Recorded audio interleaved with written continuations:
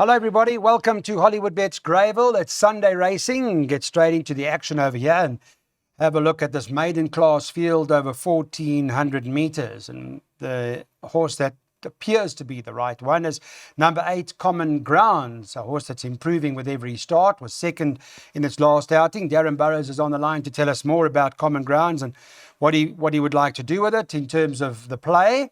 And Daryl Marie is away. Number 8, Common Grounds, is second favourite, not the favourite. It's 33-10, second favourite. Remember, we do this on the Friday, so Friday afternoon was still second favourite. Perhaps by the time you're watching it, this horse is shortened.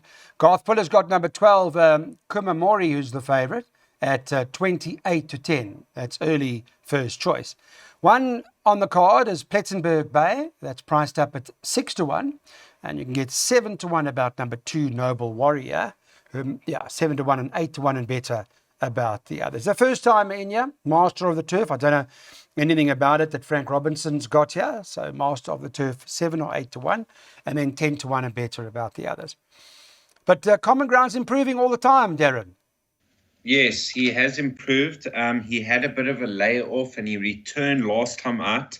There was market support from double figure odds into 33-10. He made the running and he got outrun late by Strathclyde. I just get the feeling he's going to improve further. He's going to go handy. I've chosen to banker him in the pick 6. Okay, well, the form at least has also been franked from there, because where Common Grounds ran second and Plettenberg Bay ran fifth, that horse Beach Palace was the fourth horse that came out and won, so that may just well confirm it. So Darren taking his chances, banker 8. There are no bankers, as you can see, the rest of the card. Just the second last leg of the pick 6 Darren thought was pretty much a boat race between 8 Minogue and the 9 Foreshore.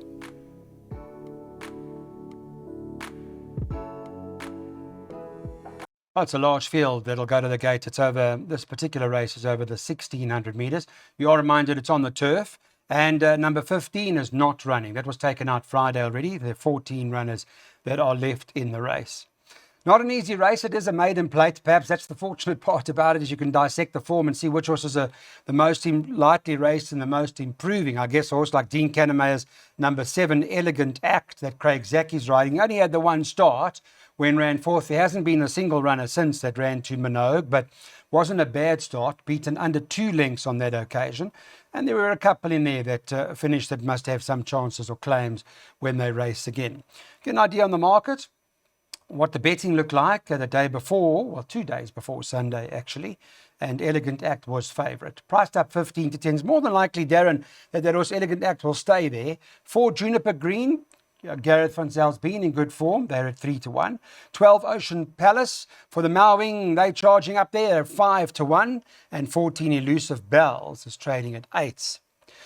You not find Elegant Act the right horse or hard to beat, or was it that there were just too many finishing on top of each other then?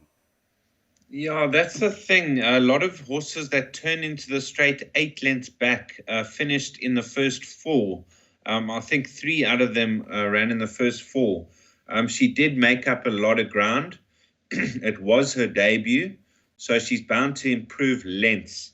And if she's not too sluggish second time around, if she's learned what it's all about, she could be hard to beat. Now, this filly, Juniper Green, showed good pace on debut, was run out of it by Miss Paget. She could be competitive. Of the rest, I thought Ocean Palace. Now, she was a gin strike last time out with the Alamites fitted, and I thought she would win, but I don't think she was suited by the poly track. I think she can bounce back. Elusive Bull and Valley Gull have outside chances, because Elusive Bull actually ran 3 lengths behind Minogue. So she was only a length behind Elegant Act, and she's priced up 8-1 and the other one 15-10. Yeah, okay, well, that's interesting. Look, it's a tough race. I mean, you talk about a horse like Juniper Green, he only had 1 start to date, but that form line hasn't worked out at all. I'm sure Gareth will be hoping that it works out on Sunday, but there are a few that Darren's included: 3, 4, 7, 12, 14, by 2, 4, 7, 8, 9, and 11, by quite a number of other runners: 1, 2, 3, 4, 5, 6, 7, 8, and 9, and 8 and 9 at the back.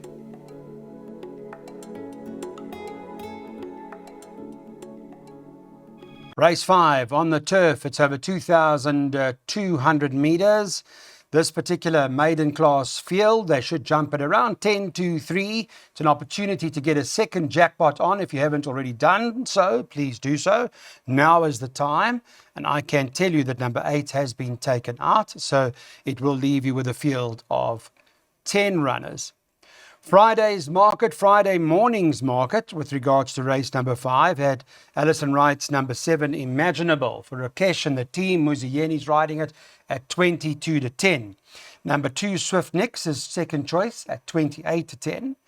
11 Streets Have No Name. What is left's runner priced up 7-2.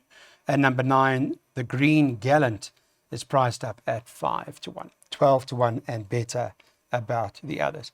I haven't mentioned it yet, but and if you don't already know, but I did hear that Matthew Lips had passed away, which is quite, it's sad passing for horse racing. Matthew Lips, as you know, Magic Lips in winning form, and been around for so many years was Matthew, and well, it's quite sad to hear about his passing.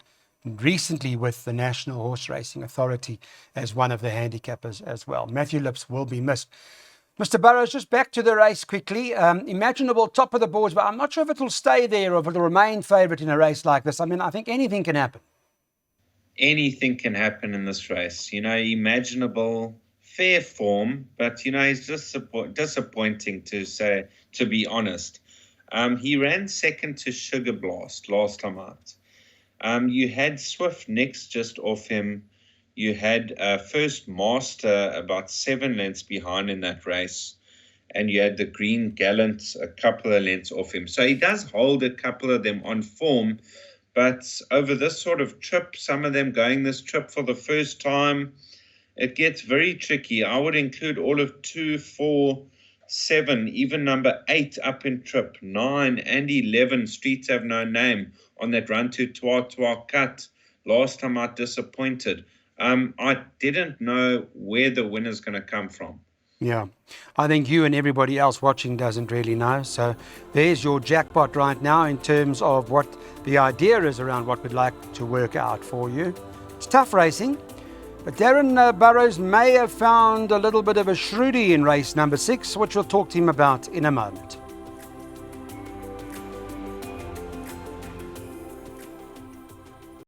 Welcome. Let's move on to race 6. We did say Darren liked a horse here, but he actually likes a horse in the 6th, 7th and 8th. I'm wondering if we shouldn't be doing some all-to-comes or something like that, Darren. I mean, I know you mentioned Pfizer, but I'll get that from you in just a moment. Let me update the public with the latest betting. Number 8, Pfizer, top of the boards on Friday, trading around 2-1. Number 4 on the card, the second choice, Mountains of the Moon, priced up at 4-1. Number 9, Leopard Lady, 5-1. 8 or 6 rather, Mel's Princess is priced up at 6-1, and then you can get 7-1 about number 2, Escapologist. It's 8-1 and better about the others. All right, those of you watching, it's the Betway Weighted to Win show. Don't forget, where's it that side? There's the Betway key that you've got to look out for, and all of the information. If you're not already on Betway, hopefully your accounts have been open and you guys are firing away in terms of that. Here's an opportunity that you might want to use it all to come, and I bring Darren into the race and just ask him what we should do with an recommended all to come. This Darren is a handicap, fillies and mares over 1,600 meters, but you're suggesting 3 horses now to consider in terms of wins. This race, 7th race, 8th race. You want to take us through those quickly? Yes, Clyde. In this race, it is tricky. I've got to admit. I've suggested a win bet on Phaser. I thought the horse to beat because last time out he returned after a break and I saw strong market support like 5 minutes before the race into 7-2 late. And she won a good race. She beat that horse Sea Goddess, who came out to beat Soldier's Eye, who was very unlucky not to win just the other day. So Pfizer, 61 kilos to shoulder. She only got the 3-point penalty and she could be very progressive. Now you got Mel's Princess.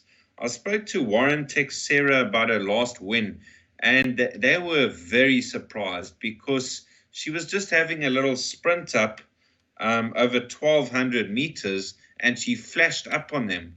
Now she's going a more suitable trip. She can't be ignored with Fenneker taking off the 1.5 kilos. You've got Escapologist and Family Favorite as well. So if I had to suggest a all to come, I would go Phaser a place, onto Foreshore a win, onto Captain of the Green a place. Okay. Well, there we've got it from Darren for the next 3 races. That's how he would recommend it. Obviously, playing it with caution. In this particular race, though, thought it's worth a 100 Rand win on number 8, Phaser.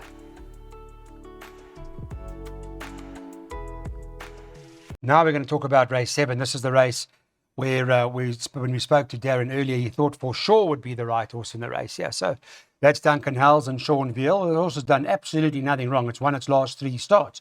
You go back to when For Sure won, he beat that horse Lady Canton. She beat Lady Canton in what was a maiden class field on that particular occasion. Straight after that, beat Miss Gibson in a handicap at the 69 level. So confirmed the handicap and confirmed the handicap again when beating Stingray. Those occasions went from an 83 to an 89. And what is For Sure run off today now runs off a 97. That you may say, hold on a second, that could be a little bit of a hefty penalty. I don't know. We'll find out what Darren's version of that is in a moment. But Minogue's favourite, Darren, 22 to 10. The market's got Wendy Whitehead and Richard Fourie top of the board. Richard Fourie has been the fisherman, as I call him, has been unbelievable at the moment. You really only want to be on him right now. He's a 22 to 10 favourite. Sean Veal's on the 9, For Sure at 5 to 2, and the 6 Bomber Girl is at 7 to 2. You think the penalty got to For Sure, or have we still got a chance?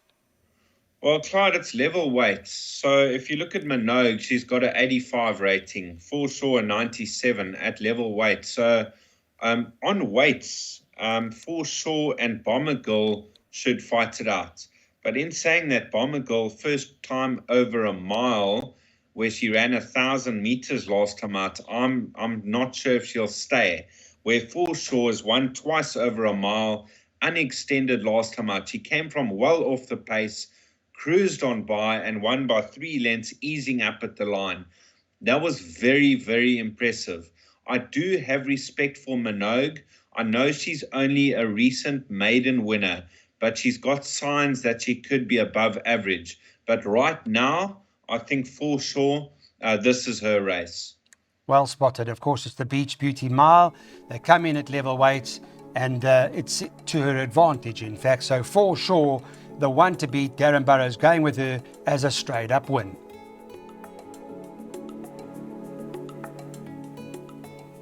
Well, now we're in a handicap. It's at the 84 level and it's over the mile. And the favourite is the one that Darren likes, is number 10, Captain of the Green. But it is still 7 to 2. Well, it was on Friday when we did the show.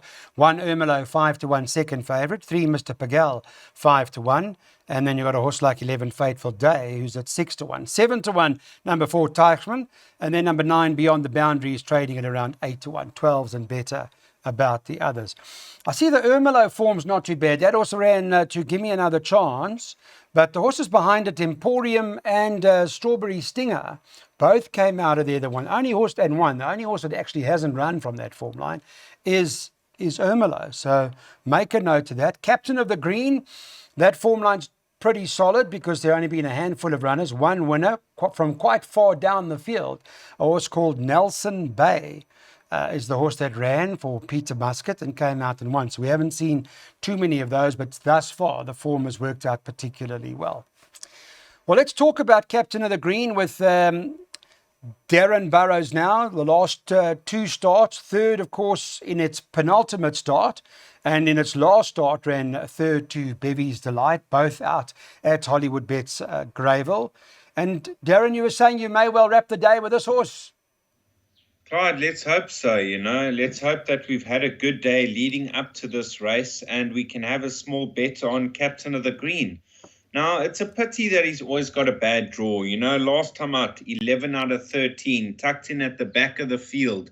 Had 8 lengths to make up, turning for home, got beaten neck. He's really got a terrific turn of foot. He's had the 1 comeback run. He did go up for the SA Classic. That's what they think of him.